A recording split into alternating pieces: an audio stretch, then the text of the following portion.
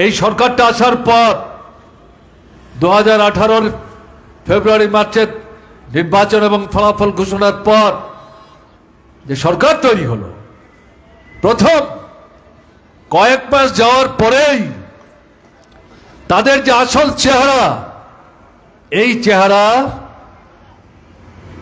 উন্মোচিত হতে শুরু করে। এখানে এই যে জিরানিয়ার রেল ওয়াগন ভর্তি নেশার সামগ্রী, রেলের পুলিশ এটাকে চিহ্নিত করে এই ওয়াগনগুলি আটক করেছে। আমি আপনাদের স্মরণ করিয়ে দিতে চাই, এই সরকার আসার পর এই নেশার সামগ্রীকে ভিত্তি করে কালোবাজারি যারা করেন, সীমান্তের এপারে ওপারে এই সামগ্রী আনা নেওয়া করেন, তাদের বিরুদ্ধে ব্যবস্থা গ্রহণ করবার জন্য আগের যে বামফ্রন্ট সরকার, তাদের যেমন সক্রিয় ভূমিকা ছিল এবং সেই ধারা বন্ধ না করে বা এটা করা যাবে না এরকম নির্দেশ না দেওয়ার কারণে এই সরকার আসার পর বিভিন্ন থানায়, বিশেষ করে সীমান্তবর্তী এলাকার সব থানা না হলেও কোনো কোনো থানা সক্রিয়ভাবে গুরুত্বপূর্ণ ভূমিকা নেওয়ার চেষ্টা করেছে। আপনারা নিশ্চয়ই ভুলে যাননি, বক্সনগর এলাকায় থানার দারোগা উপজাতি জনজাতিভুক্ত নিয়ে তাদের কাছে আগাম খবর ছিল কয়েকটা গাড়িতে করে এই বক্সনগরের উপর দিয়ে সীমান্ত পার করবার জন্য এই নেশার সামগ্রী নিয়ে যাওয়ার চেষ্টা গ্রহণ করা হবে। কাজেই তাদেরকে ধরবার জন্যে সেই পুলিশ অফিসার বন্ধুটির নেতৃত্বে যখন বাধা দেওয়ার চেষ্টা করলো, তার উপর দিয়ে গাড়ি চালিয়ে দিল এবং তথ্য থেকে যেটা পাওয়া গেল, বিজেপি দলের নেত্রী তার নিকটাত্মীয়,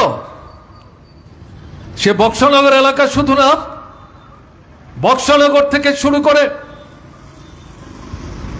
বিলোনিয়ার সীমানা পর্যন্ত এই সোনামুড়া মহকুমার যে সীমান্ত এলাকা, গোটা এলাকাকে হাতের মুঠিতে নিয়ে এই ধরনের সামগ্রী ব্যবসা বাণিজ্য আদান প্রদান বাধা বন্ধনহীন ভাবে সে করে যাওয়ার চেষ্টা করছে এবং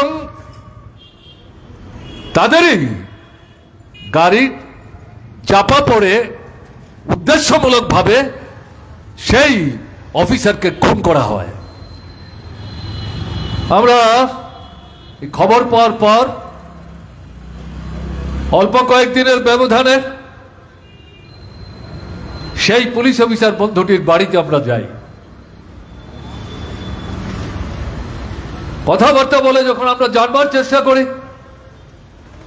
সরকারের পক্ষ থেকে মুখ্যমন্ত্রী এসেছিলেন কি, অন্য কোনো মন্ত্রী এসেছিলেন কি, শাসক দলের কোনো বিধায়ক এসেছিলেন কে, তাদের দলের কোনো নেতা এসেছিলেন কে, সেই বাড়ির মহিলারা বলছেন এদের তরফ থেকে কেউ আসেনি।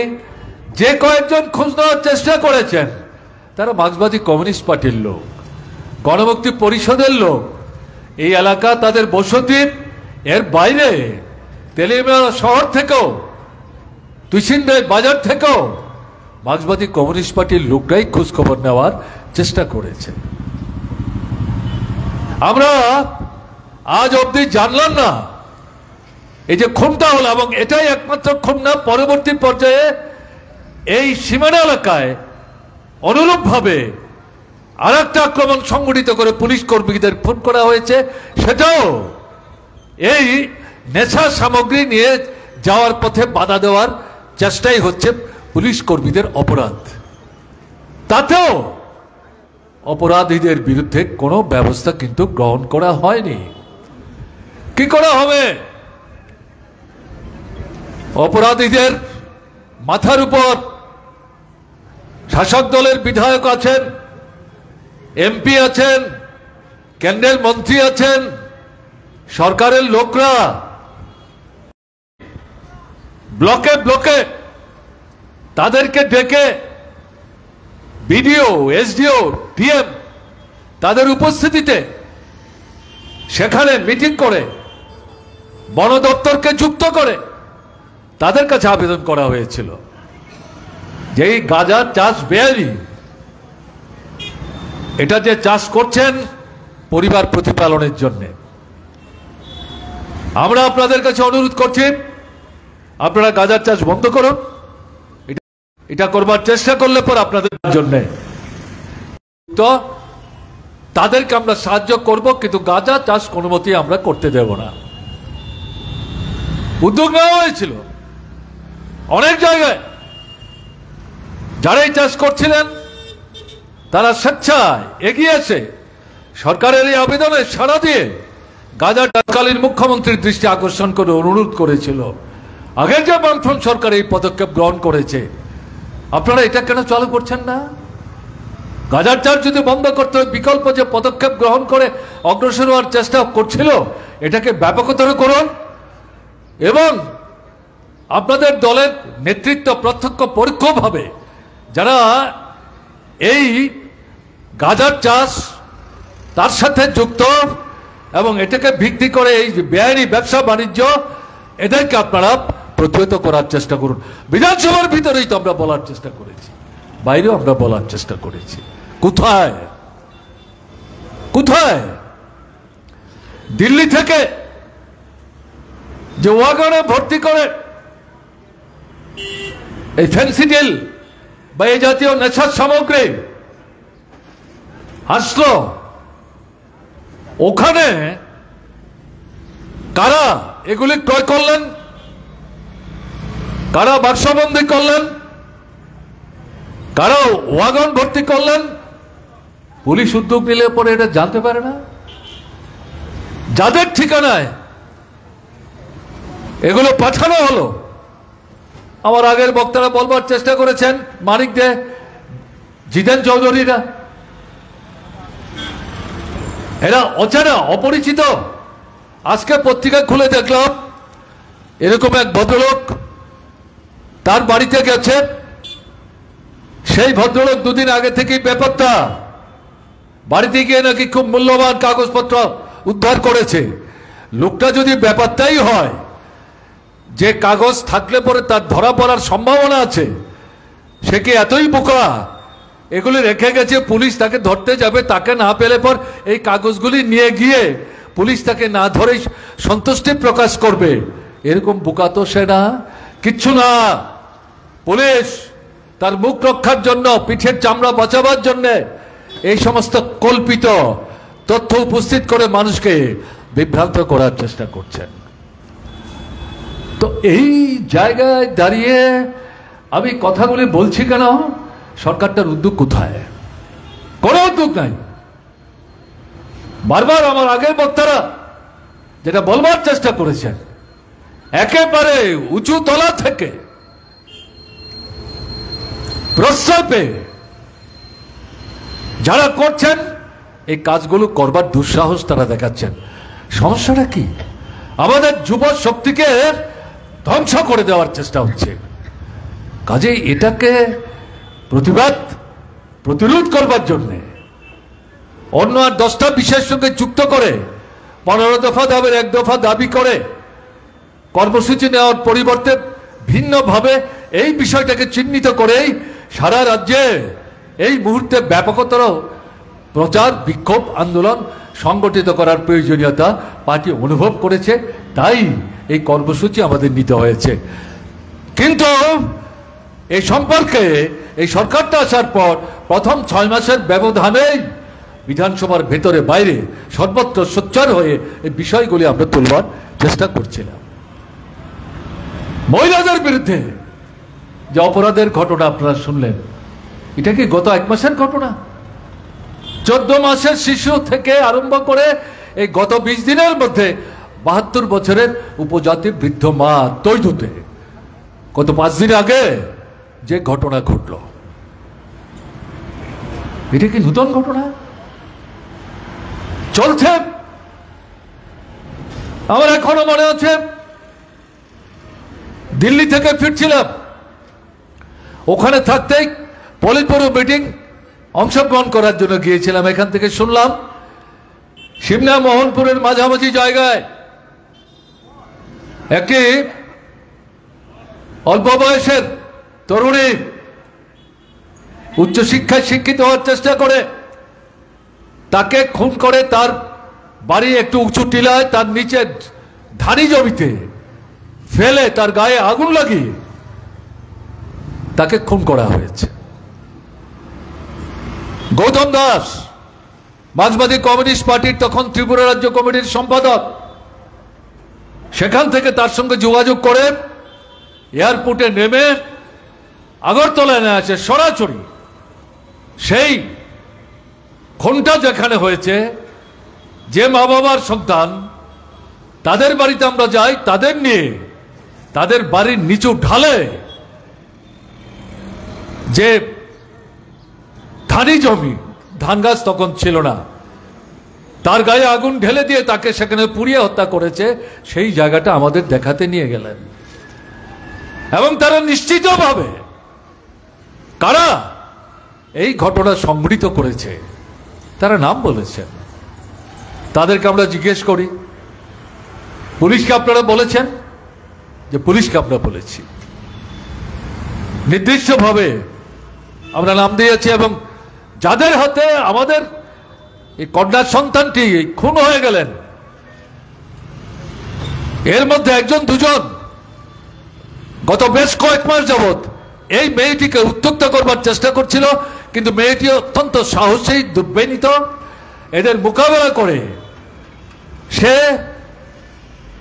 পড়াশোনা, বাজার হাট করা সবই সে করছিল। এবং সেদিনও সে মোহনপুর বাজারে বাজার করবার জন্য গিয়েছিল, এরা তককে তককে ছিল। সেখান থেকে ফেরার পথে তারা এই মেয়েটিকে জবরদস্তি করে ধরে নিয়ে চলে আসে, এবং তার উপর অন্য কোনো অত্যাচার সংঘটিত হয়েছে কিনা সেই সম্পর্কে সুনির্দিষ্ট তথ্য আমাদের কাছে ছিল না। যেটা ছিল না সেটা কেন বলতে যাব? কিন্তু তারাই যে এই খুনের সঙ্গে যুক্ত, এই সম্পর্কে এদের কোনো সন্দেহ ছিল না। আমরা ওখান থেকে ফিরে আসার পথে সিধাই মোহনপুরের যে পুলিশ স্টেশন, সেখানে আমরা যাই। গিয়ে দেখলাম এসডিপিও, একজন মহিলা আইপিএস অফিসার, ত্রিপুরার না, বহির্রাজ্যের, থানায় দারোগা বাবু ছিলেন নাম, এই এলাকার দায়িত্বে আছেন তিনি। সেখানে আমরা যাব বুঝতে পেরে অপেক্ষা করছিলেন। তাকে যখন আমরা জিজ্ঞেস করলাম, মহিলা অত্যন্ত সাহসের সাথে, দৃঢ়তা এবং বলিষ্ঠতা নিয়ে বললেন, এই অপরাধীদের আমরা ছাড়ব না। এবং তিনি তখন বললেন, অভিযোগ যাদের বিরুদ্ধে করা হয়েছে তাদের মধ্যে একজনকে আমরা গ্রেপ্তার করেছি এবং এই থানাতেই তাকে আমরা আটকে রেখেছি। তো আমরা এই ভদ্রমহিলার সাথে কথা বলার পর তাকে সঙ্গে নিয়েই যে ছেলেটিকে সেখানে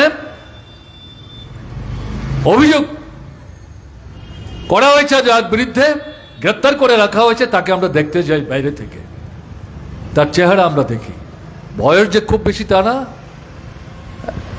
25 থেকে 28 বছর হবে। এবং যে এলাকার মেয়েটি খুন হলো সে এলাকাতেই তার বাড়ি।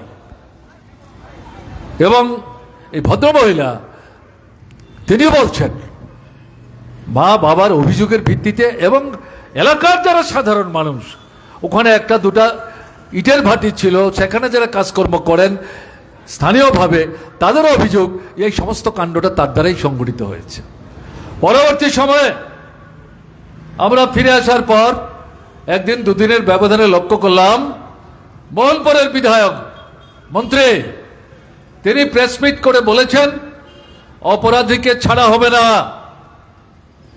নৃশংস খুন, অন্য জায়গায় খুন করে মাঠে ফেলে তার গায়ে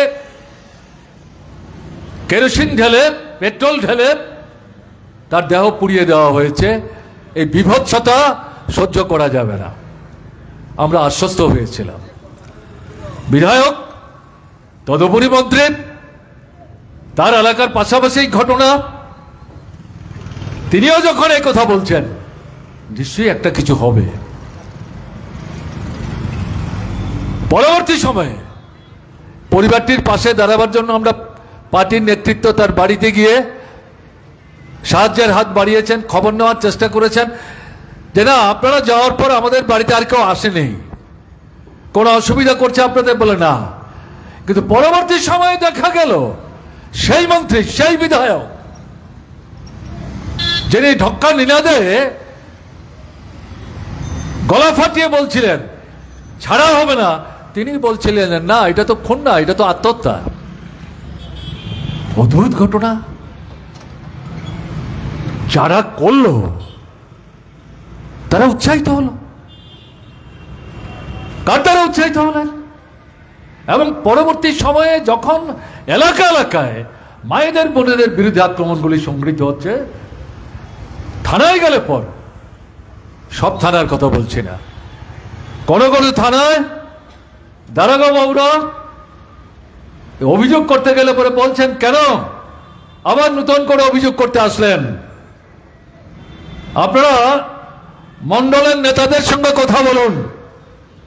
মন্ডল মানে হচ্ছে বিধানসভা কেন্দ্রভিত্তিক বিজেপি দলের যে সংগঠন, এটার নাম তারা মন্ডল দিয়েছেন। তার যারা নেতৃত্ব, বিজেপি দলের নেতৃত্ব এলাকার বুঝিয়ে বলছেন তাদের সঙ্গে কথা বলুন, যারা অপরাধ করেছে, যাদের বিরুদ্ধে আপনাদের অভিযোগ, তাদের বিচার টিচার গ্রামে করবে, আপনাদের পাশে দাঁড়াবে, একটু সাহায্য করবে। এই যে আমাদের কাছে আসলেন, কি লাভ হবে? আমরা না হয় মামলা নিলাম, কোর্টে পাঠাবো, মামলা চলবে, কবে তার মীমাংসা হবে তার কোনো ঠিক ঠিকানা নাই। আমাদেরকেও বেকায়দায় ফেলছেন, যেহেতু এসছেন মামলা নিচ্ছে, আমাদের কোর্টে পাঠাতে হচ্ছে। আর অপরদিকে একবার তো অত্যাচারিত আক্রান্ত হলেনি, আবারও কিন্তু আপনারা আক্রান্ত হবেন। থানায় গেলে পরে দারোগা বাবুরা যদি আক্রান্তদের এভাবে বলেন, মায়েরা বোনেরা কোথায় যাবেন? এটাকে আমরা আজকে নতুন বলছি? বিধানসভার ভেতরে বলেছে মার্ক্সবাদী কমিউনিস্ট পার্টির বিধায়কেরা, ত্রিপুরার ধর্মনগর থেকে সাবরাম প্রত্যেকটা মহকুমায় মহকুমায় বলবার চেষ্টা করেছে। 23-এর বিধানসভা নির্বাচনের প্রচারে এই যে বিভৎসতা চলছে, একাংশের থানা শাসক দলের এই যে দুর্বৃত্তরা তাদের সাথে মিলেমিশে তাদের যে দুর্বৃত্তপনা, এটাকে প্রশ্রয় দেওয়ার চেষ্টা করছে, এদের বিরুদ্ধে কোনো বিচার হচ্ছে না। এর থেকে পরিত্রাণ পাওয়ার জন্য ত্রিপুরার মানুষের কাছে বামপন্থী ফ্রন্টের পক্ষ থেকে সেই সময়ে আবেদন করা হয়েছিল, এই সরকার রাখতে চান তাকে পরাস্ত করুন, ক্ষমতা থেকে হটান না। কাজে আমি কথাটা উল্লেখ করছি এই কারণে, আজকে প্রথম মহিলা নির্যাতনের বিরুদ্ধে দাবি চিহ্নিত করে আমরা এখানে আন্দোলন করছি, এটা কিন্তু ঘটনা না, এটা চলছে, কমছে না, বাড়ছে। দুর্নীতি শুনছিলেন, আমি বিস্তৃত যাওয়ার চেষ্টা করব না। নীতি যেখানে নাই সেখানে তো দুর্নীতিই হবে। ব্লক হচ্ছে দুর্নীতির আড্ডাখানা, পঞ্চায়েত, ভিলেজ কমিটি দুর্নীতির অন্যতম বিশেষ কেন্দ্র। এবং এখন এই দুর্নীতি সরকার এবং Tripura tribal areas autonomous district council TTIDC দুটো জায়গায় প্রতিযোগিতা করে চলছে কে কত লুট করতে পারে, সম্পদ বাড়াতে পারে, বেআইনি সম্পত্তি বাড়াতে পারে।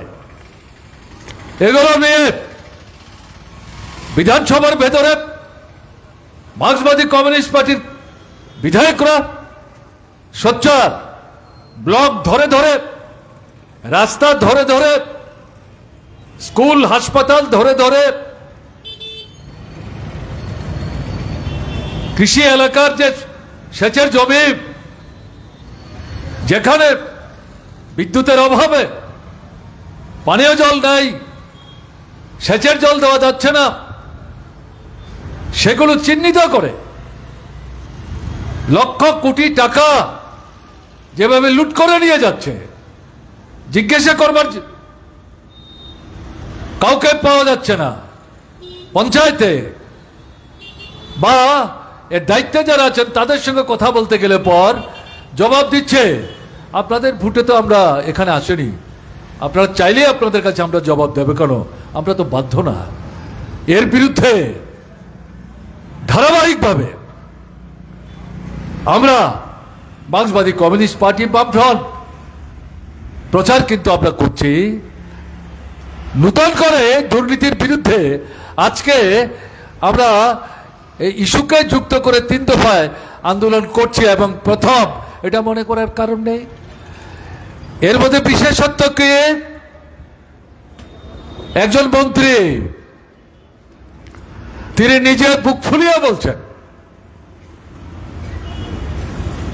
তিনি টাকা পান, এবং একে ভিত্তি করে তার সহায় সম্পদ, বিত্ত বৈভব, তার যে বিস্তার, এগুলো বুক বাজিয়ে ধারে ধরে বুঝাবার চেষ্টা করেছেন। তিনি বুঝতেই পারেননি, গর্তে নিজেই নিজের পা ঢুকিয়ে দিয়েছেন। আমার আগে কমরেড জিতেন চৌধুরী এই সম্পর্কে বিস্তৃতভাবে বলবার চেষ্টা করেছেন। একজন মন্ত্রী তিনি প্রকাশ্যে প্রচার মাধ্যমে নিজে দাবি করছেন এভাবে তিনি টাকা পেতে অভ্যস্ত, এভাবেই পাচ্ছেন। তারপরে আপনারা কেউ দেখেছেন আমাদের রাজ্যের বর্তমান মুখ্যমন্ত্রী এই সম্পর্কে কোনো মন্তব্য করেছেন? বিজেপি দল তার নেতৃত্বে এই সম্পর্কে কোনো মন্তব্য করেছেন? কোনো মন্তব্য করেননি তো। মার্ক্সবাদী কমিউনিস্ট পার্টি সব বিভিন্ন বিরোধী রাজনৈতিক দল, অবিজেপি, তারা এই সম্পর্কে কথা বলার চেষ্টা করছেন। এই সমস্ত দুর্নীতির সাথে প্রত্যক্ষভাবে যুক্ত থেকে একজন মন্ত্রী যখন পাবলিকলি স্বীকার করছেন, তারপরেও তাকে যদি মন্ত্রিসভা থেকে সরানো না যায়, তাহলে এই সরকারের কাছে আপনার চাইবেন আর কি থাকতে পারে? কাজে সাধারণ যে দুর্নীতি, তার পাশাপাশি একজন মন্ত্রীর স্বীকৃত যে বক্তব্য, তিনি সরাসরিভাবে দুর্নীতির সাথে যুক্ত। তাই একে আলাদা করে নিয়ে এই 3 দফা দাবির সাথে যুক্ত করে আজকে আমাদের এই বিক্ষোভ আন্দোলন সংগঠিত হচ্ছে। কাজেই আমি কথাগুলি বললাম এই কারণে, কারোর মনে হতে পারে যে হঠাৎ করে 7.5 বছর পর সম্ভবত মার্ক্সবাদী কমিউনিস্ট পার্টি এই বিষয়ে প্রথম কথা বলছেন। মোটেই ঘটনা তা না, কোনো বিভ্রান্তির সুযোগ নেই। তাই সরকারে আসার পর থেকে 18 মাস 6 ব্যবধানে এই প্রত্যেকটি বিষয় নিয়ে আমরা মার্ক্সবাদী কমিউনিস্ট পার্টি সোচ্চার, সক্রিয়, বিধানসভার ভেতর, বিধানসভার বাইরে, সর্বত্র। কিন্তু যে কথা বলবো, যদি মনে করেন এই তিনটা বিষয়ের উপরেই আন্দোলন চলবে। তাহলে কাজ, রোজগার, কেনবার ক্ষমতা, খাবারের ব্যবস্থা, অর্থাহার অনাহার বন্ধ, সন্তান বিক্রি বন্ধ, অনাহার মৃত্যু বন্ধ, এগুলো স্থগিত করে দেব, মোটেই ঘটনা তা না। এই আন্দোলন চলবে। এই দাবি থেকে আজকের এই 3 দফা দাবি আজকের জন্য আমরা আলাদা করে নিয়ে করছি, দৃষ্টি নিবদ্ধ করার জন্য, কিন্তু এই দুটো বিষয় নিয়েই লড়াই আমাদের চলবে। ঘরে ঘরে চাকরি দেবেন, 50,000 শূন্য পদ প্রথম বছরই পূর্ণ করবেন। আর কোন শূন্য পদ সৃষ্টি হলো, যে বছর শূন্য পদ তৈরি হবে সেই বছরেই সেই পদ পূরণ করবেন, এই সরকারের প্রতিশ্রুতি। আজ থেকে মাস 2 আগে মুখ্যমন্ত্রী মুক্তধারায় ইঞ্জিনিয়ারদের 130-35 জন তাদের নিয়োগপত্র দিতে গিয়ে তিনিই বলেছেন, বুক বাজিয়ে 19,000 কয়েকশো লোকের তারা সরকার আসার পর পর্যন্ত চাকরি দিয়েছেন। তাহলে 7.5 বছরে 19,000 লোকের চাকরি, তো 50,000 শূন্যপদ পূরণ হলো না। তো তথ্য সংগ্রহ করে আমরা যেটা দেখলাম, 2018-তে নির্বাচনের পর বিজেপি যখন সরকারে আছে তখন ত্রিপুরার শিক্ষক কর্মচারীর সংখ্যা 1,62,000 থেকে 65,000। পেনশন হোল্ডারদের কথা বলছি না, এখন সেই সংখ্যা 1,15,000 থেকে 20,000-এর মধ্যে এসে দাঁড়িয়েছে। তো কর্মচারীর সংখ্যা বাড়লো না কমলো? শূন্য পদের সংখ্যা বাড়লো না কমলো? ঘরে ঘরে চাকরি দেওয়ার প্রতিশ্রুতি, তার কি হলো? মুখ্যমন্ত্রী কিছু বলছেন না তো। এবং নিয়মিত চাকরি না, এবং চাকরি যে পদে দিচ্ছে সেই পদের জন্য বেতন ভাতা সেটা দেওয়া হচ্ছে না। চুক্তির ভিত্তিতে 10 মাসের জন্য, 10 মাস শেষ হওয়ার পর ছাঁটাই, 2 মাস পর যারা ছাঁটাই হলেন তাদের থেকে একটা অংশ করে নিচ্ছেন। অর্থাৎ সরকারের প্রশাসনিক সাংবিধানিক দায়িত্ব যাতে কাঁধে না চাপে, তার থেকে বাঁচবার জন্য এই পদ্ধতি অনুসরণ করছেন। নিয়মিত চাকরি হচ্ছে না। স্কুলে প্রায় 15,000 শিক্ষকের পদ শূন্য, 1/3 স্কুলে হেডমাস্টার পদ শূন্য। কলেজগুলোতে অর্ধেকের বেশি কলেজে প্রিন্সিপাল নাই। সাবজেক্ট পড়াবার জন্য যে অধ্যাপক দরকার সে অধ্যাপকের অভাব। এই যে পরিস্থিতি চলছে, কে দেখবে? হাসপাতাল, ডাক্তার কম, নার্স কম, স্বাস্থ্যকর্মী কম। জিবি হাসপাতাল, ছোট্ট একটা কাটা ছেঁড়ার অপারেশন করতে গেলে পর সুই, সুতা, গজ, ব্যান্ডেজ রুগীকে কিনে দিতে হয়। 4টা-5টা ঔষধ বামফ্রন্ট সরকার থাকার সময় বিনা পয়সায় গরিবদের দেওয়ার ব্যবস্থা করেছিল, এগুলো বন্ধ। চলছেটা কি? তাহলে এই যে বিষয়গুলো নিয়ে আমাদের যে আন্দোলন, সে আন্দোলন তো কোনো মতেই গুরুত্ব হারাতে পারে না। এই আন্দোলন চলবে, কিন্তু এই আন্দোলন করতে গিয়ে অবক্ষয়ের যে প্রতিফলন, যাকে ভিত্তি করে 3টা বিষয়কে বিশেষ করে চিহ্নিত করে আমরা এই কর্মসূচিগুলি নিলাম, এগুলোর জন্য আবার কয়েক মাস পরে এরকম কর্মসূচি আমরা নেব, এই ধারণা নিয়ে কিন্তু আজকে ফিরে গেলে চলবে না।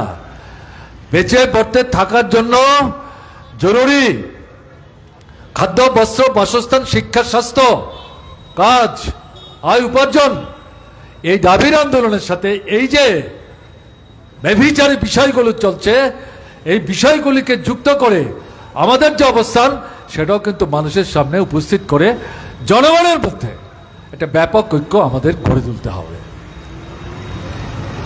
এবং আমাদের আন্দোলন গণতান্ত্রিক পদ্ধতিতে শৃঙ্খলা বজায় রেখে আমরা সংগঠিত করে চলেছি। যে কারণে শুরুতে আজকে যেটা দিয়ে আমি আমার কথা শুরু করেছিলাম, আপনাদের চোখের সামনে তাদের যে অভিযোগ এই সমস্যা হতে পারে, কোনো সমস্যা যে আমরা করিনি, এটা আপনারাই চাক্ষুষ করে গেলেন। যারা আমার কথা শুনছেন তারাও কিন্তু চাক্ষুষ করতে পারছেন। এটাই আমাদের গণতান্ত্রিক দৃষ্টিভঙ্গি। আমরা চাইব এই আন্দোলন শুধু মার্ক্সবাদী কমিউনিস্ট পার্টি না, শুধু বামফ্রন্ট না, অন্যান্য গণতান্ত্রিক ধর্ম নিরপেক্ষ যে শক্তিগুলো ত্রিপুরায় আছে, বড় ছোট সব মিলিয়ে আমরা যদি পারি একসাথে আন্দোলন হবে। তারা যদি আমাদের সঙ্গে আসতে রাজি না হন, তারা তাদের মঞ্চ থেকে আন্দোলন করবেন, কিন্তু মাঠে নামতে হবে। পিঠ দেয়ালে ঠেকে গেছে, পেছনে আর যাওয়ার কোনো সুযোগ নেই।